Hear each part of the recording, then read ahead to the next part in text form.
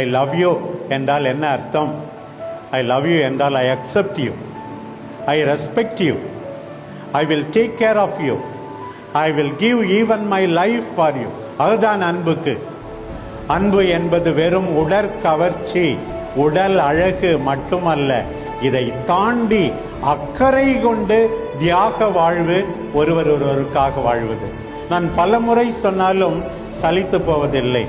In the context of Jesus telling us to love our enemies, he says 5 things.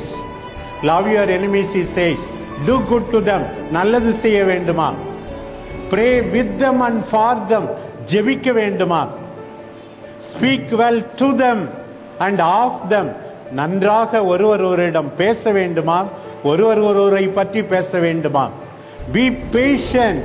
ஒரு கன்னத்தில் அறைந்தால் மறு கன்னத்தை காட்ட வேண்டுமா? Be generous. தாராளமாய் இருக்க வேண்டுமா? பகைவர்களுக்கே இயேசு அப்படி சொல்லுகிறார் என்றால், the spouses to each other, how much you have to practice. You have to be patient to each other.